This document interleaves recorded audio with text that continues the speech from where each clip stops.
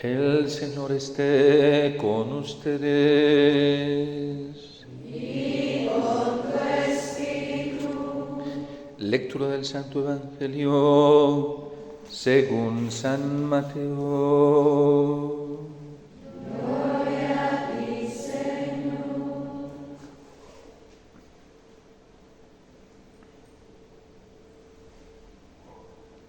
En aquel tiempo dijo Jesús a sus discípulos: no crean que he venido a abolir la ley y los profetas. No he venido a abolirlos, sino a darles plenitud. En verdad les digo que antes pasarán el cielo y la tierra que deje de cumplirse hasta la última letra o tilde de la ley. El que se salte uno solo de los preceptos menos importantes y se lo enseña así a los hombres, será el menos importante en el reino de los cielos. Pero quien los cumpla y enseñe, será grande en el reino de los cielos.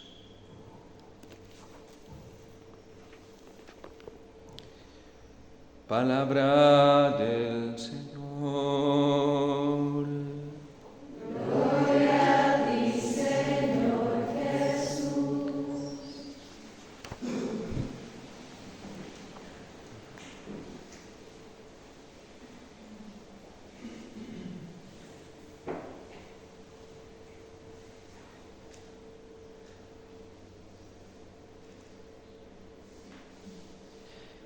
Ten cuidado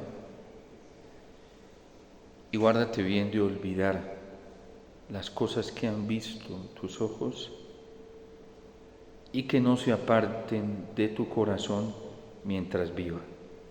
Cuéntaselas a tus hijos y a tus nietos.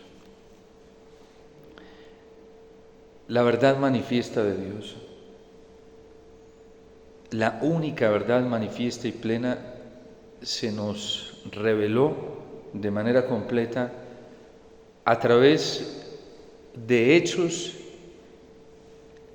que hemos podido ver y que no solamente nosotros podemos ver, sino que a lo largo de la historia de la salvación, muchos hombres y mujeres pudieron ver, pudieron contemplar. La revelación de Dios se constituye de dos cosas: de hechos, signos que el hombre ha podido ver, ha podido contemplar, y de palabras que pudo escuchar, venidas de Dios. Y ahí se constituyó la revelación, la manifestación de Dios.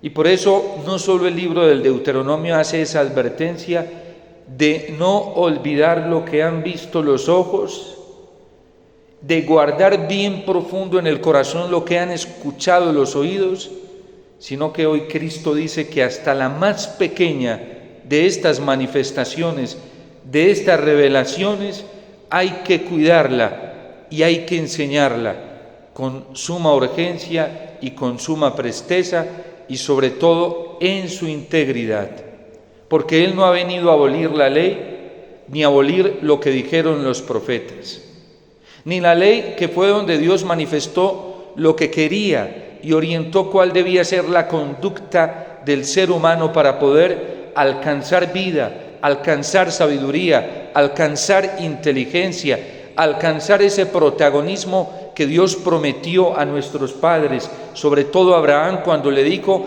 engrandeceré tu nombre y haré muy importante tu nombre ante las generaciones. Y así se lo cumplió. Es la fidelidad a la palabra del Señor. Esa fue la clave del éxito de Abraham, porque nos enseña la tradición de la Iglesia y sobre todo la tradición de la Sagrada Escritura de la revelación, que cuando Dios llamó a Abraham, Abraham obedeció inmediatamente. Y a eso hoy le llamamos nosotros la obediencia de la fe. Esa obediencia que Dios nos pide a su palabra, a sus mandatos, y que nos demostró que eran verdaderos y que en realidad sí conducían a la vida y daban la vida y daban inteligencia y sabiduría y daban protagonismo, como hoy lo está recordando el libro del Deuteronomio, con los hechos que todos hemos podido contemplar. A nadie se le escapa el poder contemplar las maravillas de Dios. A nadie, ni siquiera a los ateos, ni siquiera a las personas de otras religiones.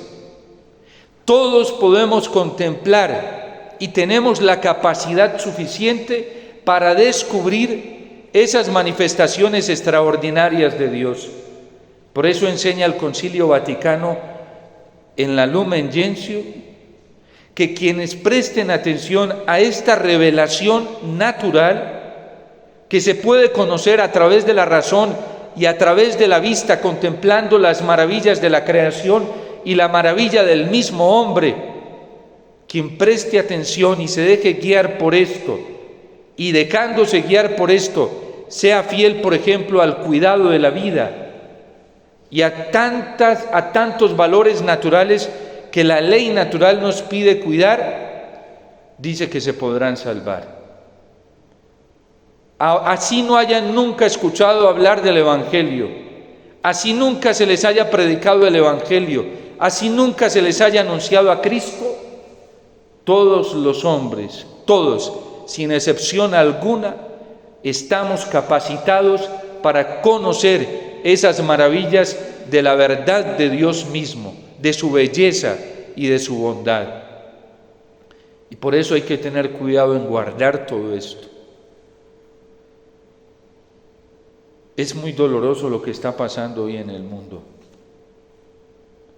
Francia, la católica, que fue en algún momento la católica, hoy se puede decir que institucionalmente es Francia de las peores paganas, con esa monstruosidad que acaban de hacer, de aprobar constitucionalmente el aborto.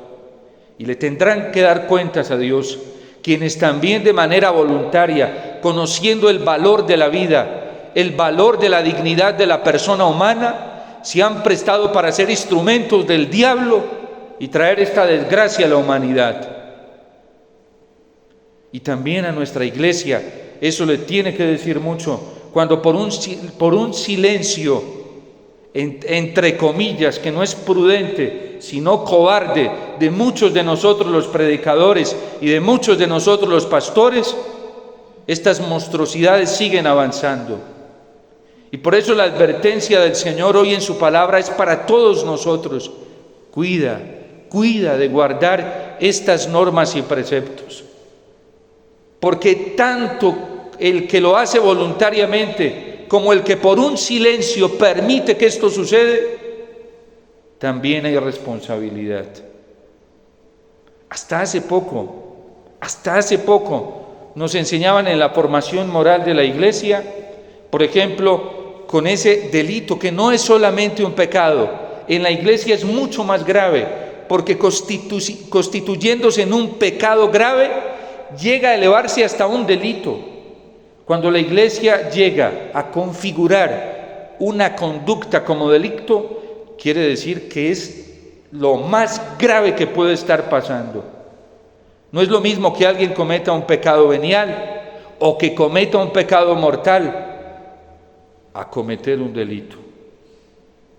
En la configuración moral y en el atenuante responsable moral que tiene cada ser humano y sobre todo un católico, cuando esto llega a configurarse como un delito, es muy grave.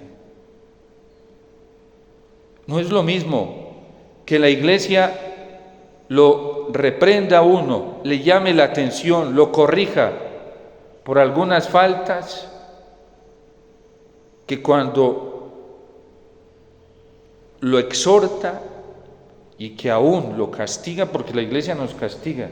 Yo no sé cómo hay hoy predicadores que dicen que no hay castigo, cuando la iglesia tiene en el libro del derecho canónico un libro que se llama Penas y Sanciones, y son constituidas como castigo. Una sanción, una excomunión, late sentencia, una excomunión temporal o una excomunión perpetua que la Iglesia las da, y el Papa Francisco las ha dado. Lo ha hecho con obispos, con sacerdotes, lo ha hecho con teólogos. Son formas de castigo que tiene la Iglesia. Hoy, con este relativismo y con estos eufemismos que cambian los conceptos para rebajar la responsabilidad en la conciencia moral, se termina llamando lo que no es a lo que sí es. Entonces, por ejemplo, si alguien vive en fornicación o en adulterio, entonces ya hay que decir que está en una situación irregular. No. En la teología no se llaman las cosas así. No se llaman, se llaman por su nombre. Y por eso hoy no estamos hablando de una violación de cosas pequeñas como las advierte Jesús en el Evangelio, porque dice: el que no guarde estas cosas pequeñas, en verdad les digo que el que se salte uno de estos preceptos menos importantes será muy pequeño en el reino de los cielos. Aquí Cristo está hablando de lo menos importante y está haciendo referencia literal a la coma y a la tilde. Porque es que Él no vino a abolir nada, como algunos relativistas hoy dentro de la Iglesia lo pretenden hacer ver. Cuando San Juan Pablo II publicó la encíclica Veritatis Splendor, la publica en un contexto muy turbulento dentro de la Iglesia, en donde ciertas, como él mismo lo dice en la introducción de la encíclica, facultades de teología católicas, casas de formación católicas, ya habían dejado entrar ciertas corrientes relativistas que iban rebajando la percepción de la responsabilidad moral. Se quiso levantar un movimiento dentro de la Iglesia para contradecir esta encíclica cuando se dieron cuenta que la iba a publicar, y su pretensión era desacreditar a San Juan Pablo II. De hecho, comenzaron a hacer mucha bulla para desacreditarlo, llamándolo rigorista moral, que era un exagerado, que San Juan Pablo II solamente tenía unas ciertas tendencias, unas fijaciones morales. ¿De qué no llamarían? San Juan Pablo II fue muy valiente. Y sin embargo, él orando, reflexionando, consultando a toda la Iglesia, llevó a cabo el proyecto. Y una de las personas que encabezaba este proyecto se murió unos días antes de la publicación de la encíclica. Uno de los que encabezaba este movimiento detractor de los principios morales de la Iglesia. Y no de la Iglesia, de la ley natural y de la ley divina, porque lo que hace Juan Pablo II en la Veritatis Splendor es reafirmar la postura de la Iglesia en la responsabilidad de acoger la ley natural y la ley divina. Hoy asistimos a cosas muy dolorosas, y no hablo fuera, dentro de la Iglesia. Por eso Benedicto XVI lo venía advirtiendo con mucha fuerza, con mucha valentía y con mucho profetismo, siendo cardenal. Además, tantos años en la Congregación de la Doctrina de la Fe, que hoy ya no es congregación, sino dicasterio, y que eso tiene sus implicaciones jurídicas y morales también. Tantos años allí le permitió ver el peligro en el que se encontraba la fe católica y las sanas costumbres dentro de la Iglesia. Y esto le costó un martirio incruento. Esto le costó persecución. Esto le costó una excomunión, aunque no hablamos de una excomunión legal, una excomunión en las relaciones interpersonales con mismos miembros de la Iglesia. Contaba uno de los cardenales que estuvo en la comisión de de los consejeros que tiene el Papa Francisco, que algunos le hacían los comentarios a él de que no podían pasar por la congregación de la doctrina de la fe porque les causaba espanto, para hablar de Ratzinger. Y decía él, no había nada, había un hombre manso, noble, humilde, que amaba la verdad, que amó la verdad, que dio la vida hasta el final por la verdad. Y por eso en ese libro póstumo sigue sosteniendo las mismas verdades de lo que está pasando hoy en la iglesia. San Benedicto XVI nunca tuvo miedo, y si lo tuvo, lo venció con la fe y con las promesas del Señor. Porque dice también el Señor, el que se salte uno solo de estos preceptos menos importantes y se lo enseña así a los hombres será el menos importante en el reino de los cielos. Pero quien los cumpla y enseñe será grande en el reino de los cielos. A nosotros, ¿qué nos santifica? Nos santifica la verdad. Por eso la oración sacerdotal de Cristo es muy clara. Padre, santifícalos en la verdad. Tu palabra es la verdad. Y por eso hoy el salmista lo canta alegre, lleno de esperanza, y dice que el Señor ha reforzado los cerrojos de sus puertas. ¿De quién? De la iglesia, de nosotros. Mientras seamos fieles, los cerrojos de nuestras puertas, las puertas de nuestro corazón y de nuestra conciencia estarán firmes, reforzados.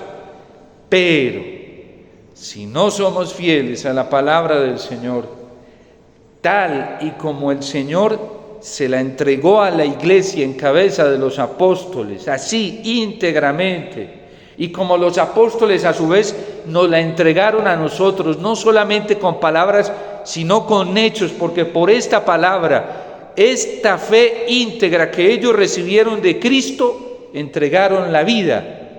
Y así, a través de la sucesión apostólica, ellos transmitieron por la imposición de las manos esta gracia, que muchos han sido fieles, otros no. En la iglesia hemos tenido de todo. Gracias a Dios tenemos la tradición de la iglesia y tenemos las fuentes donde podemos ir a evidenciar que muchos han sido fieles. Y ahí está la tradición viva, a través de hechos y palabras que también se nos han transmitido, como muchos santos fueron fieles a esta palabra y son grandes en el reino de los cielos, como también otros no fueron fieles. Miren, la historia de la iglesia y la historia universal es bella, pero no podemos dejar que nos la cuenten de cualquier manera. Hay que ir a verificarla, cómo es en realidad. Y por eso Dios es tan providente que nos dio una palabra escrita. Y está allí escrita. Y la iglesia no renuncia al sentido literal de la palabra de Dios, complementándole el sentido espiritual, el sentido moral, el sentido alegórico. Entonces, ni una tilde, ni una coma podrán pasar. Y hoy más que nunca debemos afianzarnos en la palabra del Señor, como lo está haciendo el salmista. Está feliz, glorifica al Señor Jerusalén, alaba a tu Dios Sión, porque ha reforzado los cerrojos de tus puertas y ha bendecido a tus hijos dentro de ti. Mire, si cogiéramos más el catecismo, no estuviéramos tan confundidos hoy, no estuviéramos tan divididos. Y si nos enfatizáramos en asumir eso como esa gracia que el Espíritu Santo le ha dado a la iglesia. Yo recuerdo cuando publicaron Fiducia Supplicans, hubo personas que me comenzaron a escribir, yo no me había dado cuenta que había salido esa publicación, estaba de misión hasta muy lejos, en Santa Rosa, Cauca, ¿sí? Y Yo dije, lo primero que tengo que hacer, aquí el tema es la bendición a parejas homosexuales. Listo, voy a ir al catecismo. Yo ya sé más o menos dónde se encuentra, fui a buscar el 6º mandamiento, dice castidad y homosexualidad. Vamos a ver qué dice la tradición de la Iglesia y el magisterio auténtico de la Iglesia, no hay problema. Yo no alcancé a leer el documento, pero a algunas personas que me mandaron les mandé los numerales. Esta es la postura de la Iglesia. Después vi los primeros párrafos, dice que no cambiaba en nada la doctrina de la Iglesia ni la tradición, y perfecto, ya, no tengo que, aquí está, si no cambia en nada, aquí está, listo, eso es lo que hay que hacer. Aquí están 3 numerales del catecismo clarísimos, donde recoge toda la palabra, la tradición de la palabra de Dios, la tradición de la Iglesia y el magisterio de la Iglesia, y fuera de confusión. Y ya, mi corazón ni siquiera se turbó, quedó en paz, pues porque esa es la postura de la Iglesia y nadie la puede cambiar, ¿sí?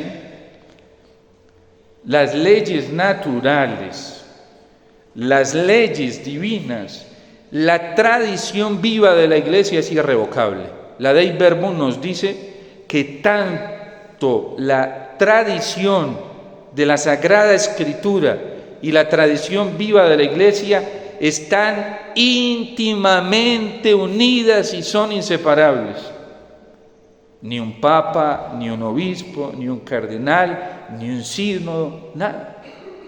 ¿Sí?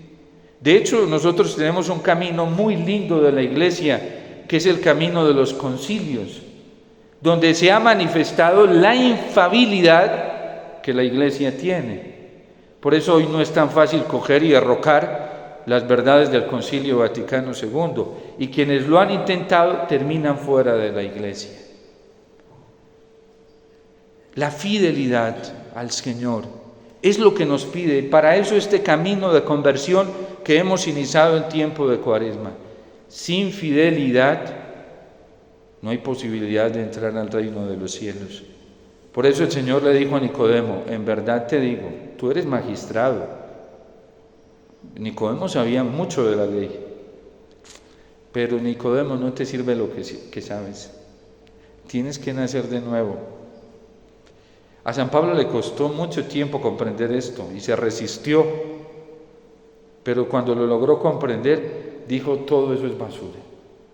En eso tan extraordinario que es conocer a Cristo mi Señor, porque Él es la ley suprema, y Cristo vino a darle plenitud a los 10 mandamientos. Revisen la vida de Cristo a ver si Cristo se saltó alguno de los 10 mandamientos. Esos que obvian los 10 mandamientos para defender el amor, quién sabe qué clase de amor están siguiendo. Pero no es a Cristo, que es la ley suprema del amor. Falso. Por eso Benedicto XVI, en esa última encíclica que publicó Caritas in Veritatis, en la introducción decía que el amor sin verdad se convertía en un envoltorio vacío que cada uno podía llenar a su propio antojo, y a eso se le llama relativismo.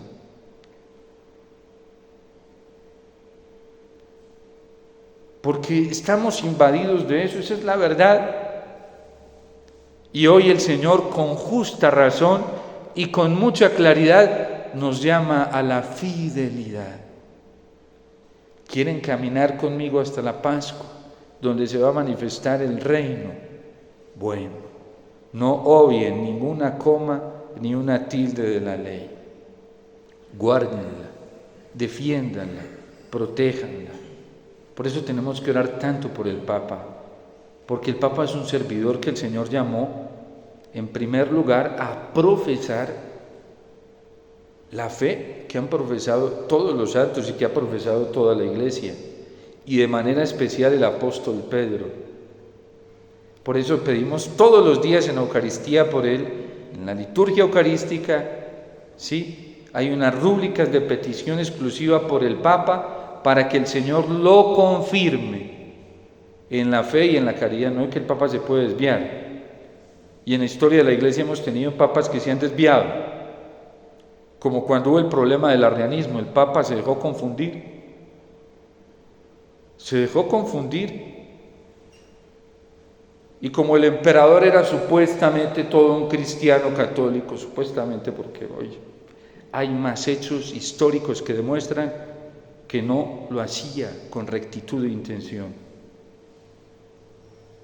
Incluso las fuentes notificables que tenemos hoy de los padres de la Iglesia nos los muestran con mucha claridad. La fidelidad a la palabra del Señor. Y serás el más inteligente y el más sabio de todos. Y los demás dirán de ti, ¿de dónde le sale tanta inteligencia y de dónde le sale tanta sabiduría? Y dice el salmista, es que tu palabra es luz para mis pasos, luz en mi sendero. Ella es la alegría de mi corazón. Por eso yo busco tus preceptos y busco cumplirlos cabalmente. Se pregunta el salmista, ¿cómo podrá un joven andar con el corazón recto, puramente? Por eso cumplo tus preceptos y los guarda mi alma. Porque esa es la fuente de la vida, la palabra del Señor. Y hoy nosotros no podemos estar jugando con un tesoro tan grande que todos lo necesitamos. La fisionomía de la felicidad, de la plenitud, de la bienaventuranza, de la dicha que buscan todos los hombres y mujeres que buscamos hoy, tiene nombre y se llama la palabra del Señor. Los mandatos, porque la palabra del Señor son mandatos, normas estables que Él nos da, enseñanzas estables. Por eso a Cristo se le aglomeraban y todos lo escuchaban. No todos cumplían, ¿sí? San Juan muestra a Cristo en un ascenso muy bonito. Desde el capítulo 2, cuando lo comienzan a ver los hechos prodigiosos que realiza, las multitudes que comienzan a seguirlo son impresionantes. Y Cristo los deja, y por allá en la mitad del Evangelio, en el capítulo 6, agudiza su discurso. A los que habían creído en Él y lo estaban siguiendo, ¿sí? No crean que era a los paganos, no. Gente que había creído estaba fascinada escuchándolo, estaba fascinada viéndolo hacer milagros, y con eso la multiplicación de los panes no les importó que llevaran 3 días donde habían dejado todo tirado, sino que después se van al otro lado detrás de Él. A la gente no le importaba, y cuando los ve venir el Señor comienza a agudizar el discurso. Y cuando lo agudiza, ¿qué hace la gente? Los que habían creído en Él, no, este lenguaje es demasiado duro, muy exigente. Dios no es así tan exigente. Y se comienzan a ir. Y luego mira a los suyos y les dice, ¿ustedes también se quieren ir? Y Pedro, por eso tenemos que orar tanto por el Papa. Señor, ¿a quién más vamos a ir si solamente tú tienes palabras de vida eterna y sabemos que tú eres el Salvador, el Mesías, el Santo de Dios, y no hay otro camino, no hay otra verdad? Pedro, a pesar de sus arranques arrebolados, sí, se mantenía en la fe, y con ser así tuvo una prueba muy fuerte. No crean que es una excepción para el que presta ese servicio, como lo tuvo Juan Pablo II, Benedicto XVI, Papa Francisco también es probado. Y hay que orar, y como iglesia tenemos un deber muy grande de orar por él, hasta de inmolarnos por él, para que no caiga, porque el primer Papa cayó. El amor les fue suficiente para volverse a levantar, pero se dio muy duro porque apostató de Cristo. La apostasía es muy grave porque es una negación pertinaz, ¿sí?, de Cristo. Y cuando la Sagrada Escritura habla que fueron 3 veces, dice que fue una actitud pertinaz, constante, ¿sí? Por eso Pablo 3 veces dice que le rogó al Señor que le quitara que se alejase de él por ese aguijón. Actitud pertinaz. Cuando habla de 3 veces la Sagrada Escritura, está hablando que es sostenida, ¿sí? Todos cometemos errores, no hay ni uno en la iglesia que hoy no cometa errores, pero lo grave es obstinarse uno en el error. Eso es gravísimo. Como los promotores del mal menor en Colombia, algunos obstinados, persisten obstinadamente, y por eso nos toca orar tanto. Aquí Cristo se está refiriendo a los mandatos mínimos. Pero es que hoy se están violando no mínimos. Aborto, homosexualismo. No hablamos de la conducta, de la orientación homosexual. Hablamos de homosexualismo como una práctica aberrada. Una cosa es la orientación, la tendencia, y cuando la persona es consciente de que esto no está bien y lucha y se santifica con eso. Y otra cosa es cuando lo aprueba, así lo aprueba interiormente, lo promueva y enseguida quiera solicitar bendición para ello. Ya, estos son actitudes y por eso nosotros debemos ser fieles al Señor. Vayamos al catecismo de la Iglesia Católica, que ahí está el magisterio auténtico. Vayamos, por favor, este es un tiempo para aprovechar las gracias que Dios nos ha dado. Si queremos encontrar la dicha, la alegría, la felicidad, convertirnos en el más inteligente y sabio de todos los pueblos, porque es una promesa del Señor para todos. Santa Teresita del Niño Jesús es doctora, ¿sí? Y no fue a hacer doctorados a las universidades, ¿sí? Y hoy es doctora de la Iglesia, una muchachita que le bastaron solo 24 años para convertirse en una mujer sabia para orientar la vida espiritual, no solamente de la Iglesia, sino de muchos hombres y mujeres que la conocen. ¿Ustedes creen que el Señor no es fiel? Santa Catalina de Siena, doctora de la Iglesia, y no terminó creo que ni primaria, ¿sí? Y es doctora de la Iglesia. Y le tocó una época dificilísima, que fue el exilio de Aviñón, cuando se dividió la sede de Pedro. Estaba dividida en dos lugares, en Francia y en Roma, dos papas al mismo tiempo. Y hasta por allá un tercero, pero ese sí era pues de chavetado, ¿sí? Que se llamó, creo que Juan XXIII. Por eso el Papa Juan XXIII acogió ese nombre, para reparar, ¿sí? Pero así le tocó a la Iglesia, y los dos eran válidamente elegidos, lícitamente elegidos. Y a Santa Caterina tocó eso con San Vicente Ferrer. Y de hecho San Vicente Ferrer defendía a uno y Santa Catalina defendía al otro. Y al Papa le dijo que había huido de Roma, le dijo: es que usted falló, porque un Papa no puede dejar la sede, tiene que permanecer ahí, así muera por mantenerse firme. Y después con un concilio que regaló el Espíritu Santo, se solucionó el problema. Por eso el catecismo es tan importante para nosotros, porque es la interpretación correcta del concilio, la aplicación correcta del concilio y la conservación del Concilio Vaticano II. Y el Concilio Vaticano es muy importante porque contiene toda la continuidad de la tradición de la Iglesia, toda. Entonces pidámosle la gracia a Cristo que hoy se nos manifiesta de manera plena aquí en la Eucaristía. Él es nuestra ley. Él es la alianza nueva y eterna que se entrega por nosotros, el fiel por excelencia, el ejemplo, el camino, la verdad suprema, absoluta, que todos debemos seguir y se nos manifiesta en la Eucaristía. No tenemos que andar embolatados, ni angustiados, ni preocupados mientras lo tengamos a Él. Yo estaré con vosotros todos los días hasta el fin de los tiempos. El problema es que estemos ciegos y no lo veamos, o que estemos sordos y no lo escuchemos. Pero todos los días plenamente se nos manifiesta en la Eucaristía. Y oremos por tanta gente que está enseñando errores dentro de la Iglesia. Hay que pedir mucho, con amor, con compasión,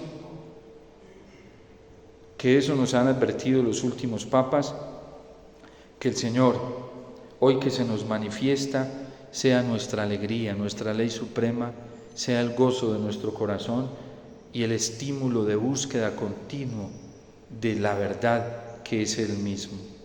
Dios te salve María, llena eres de gracia, el Señor es contigo, bendita tú eres entre todas las mujeres y bendito es el fruto de tu vientre Jesús.